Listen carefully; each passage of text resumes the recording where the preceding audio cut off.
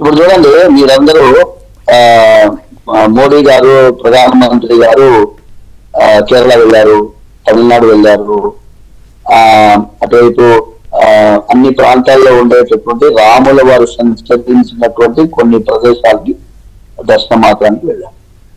ఆయన కంటే పూర్వము కేరళ వాళ్ళు కన్యాకుమారి నుంచి అయోధ్య వరకు, అయోధ్య నుంచి మళ్ళీ కన్యాకుమారి వరకు రామరాజ్య రథయాత్ర అని నడిపించారు. 26, 27 సంవత్సరాలు అనుకుంటాను.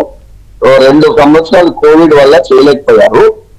ఈ రామరాజ్య రథయాత్ర దేశమంతా తిరిగి నేపాల్ వరకు పోయి సీతమ్మ తల్లి యొక్క ప్రాంతాన్ని వరకు వెళ్ళి మళ్ళీ తిరిగి కన్యాకుమారి చేరుకుంటున్నారు. అంటే మన అందరినీ కలిపేది రామనామము, మనందరినీ కలిపేది రామభక్తి, మనందరినీ కలిపేది శ్రీరాముల వారి యొక్క వాత్సల్యము. ఇది అన్ని ప్రాంతాల వారికి ఆరాధ్యుడైనటువంటి వారు శ్రీరాముల వారు. ఇవాళ ట్విట్టర్ లో మీరు చూస్తే జర్మనీ నుంచి ఒక ఆయన పాట పోస్ట్ చేస్తారు. పాట పోస్ట్ చేస్తే ఏమి 10,000 మంది 20,000 మంది చూస్తున్నారా అంటే కాదు.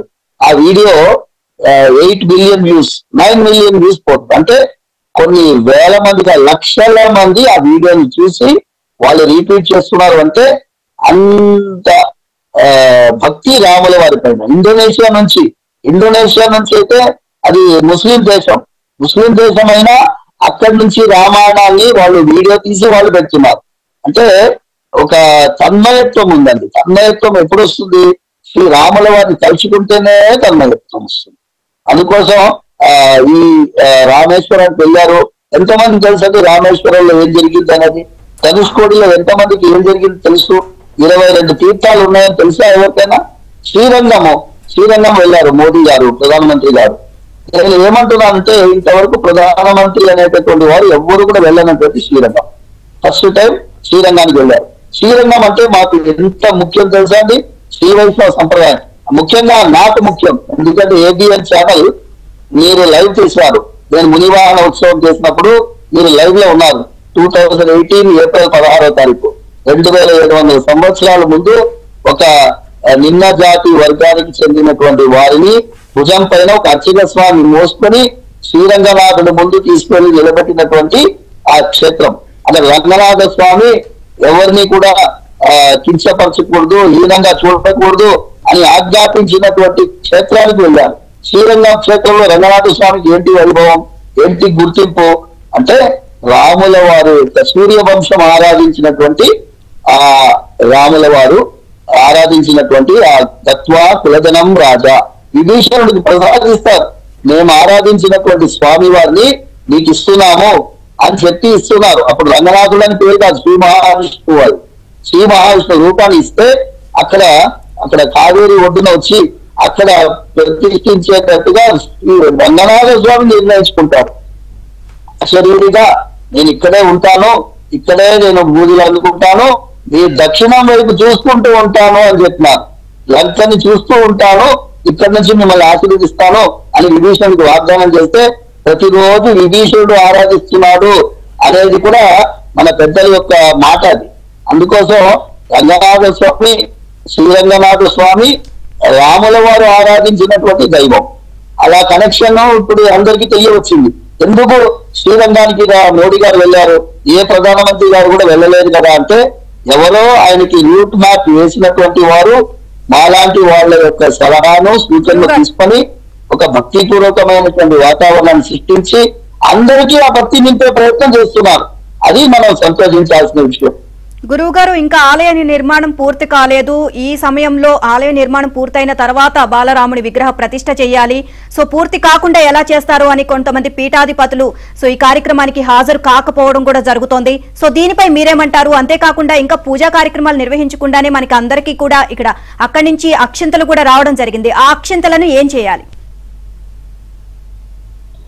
అది రాముల వారి పూజ అక్షింతలు కావు, అవి మాకు చెప్పేశారు క్లియర్ గా. ఈ కార్యక్రమానికి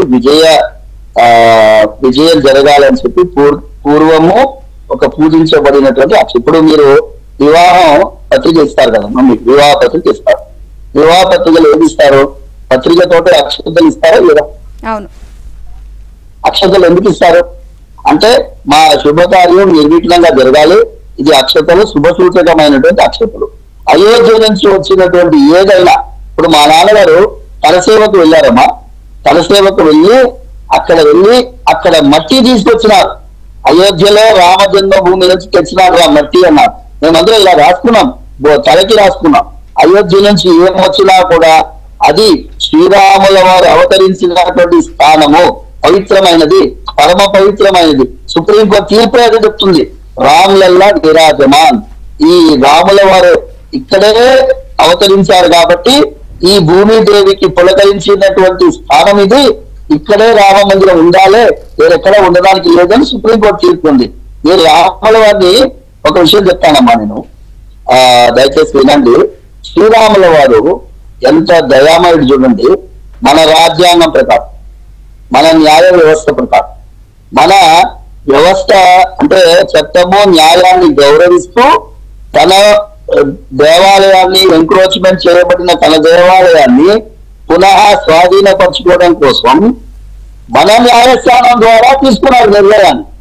అంటే ఆ రాముల వారికి మన చట్టం పైన, మన ధర్మశాస్త్రం పైన, అంటే సంవిధానం పైన, కాన్స్టిట్యూషన్ పైన అంత అభిమానము, ప్రేమ ప్రదర్శించారు. ఆయన ఎందుకు తొందరపడలేదే?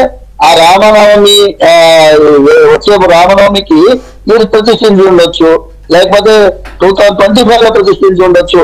బోర్డులతో చెప్తారమ్మా. నేను ఈ జిజ్ఞాసలో వెళ్ళను. నేను అదే అన్నాను కదా, రాముల వారు నిర్ణయించినటువంటి రోజు జనవరి 22. ఆ పీఠాధిపతులకు కూడా తెలుసు, వాళ్ళు కూడా మనసులో సంతోషిస్తున్నారు.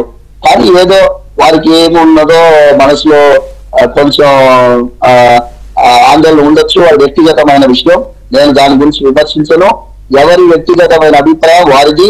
ఈ దేశంలో ఉండేటటువంటి ఆ స్వాతంత్ర్యం, ధర్మాన్ని నడిపించాల్సినటువంటి మతాధిపతులు, పీఠాధిపతులు ముందుండి ఈ కార్యక్రమాన్ని నిర్విఘ్నంగా జరిగేటట్టు చూడాలని.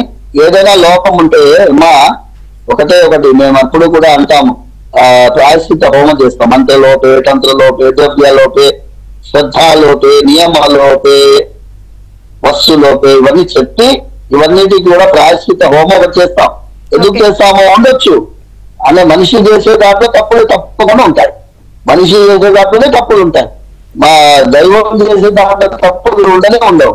కానీ ఇది రాముల వారి కార్యక్రమం బ్రహ్మాండంగా జరుగుతున్నది, సంతోషంగా జరుగుతున్నది, ఆనందంగా జరుగుతున్నది.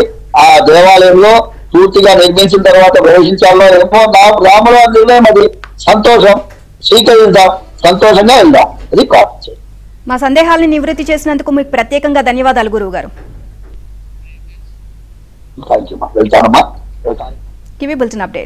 తాజా సమాచారం కోసం చూస్తూనే ఉండండి ABN.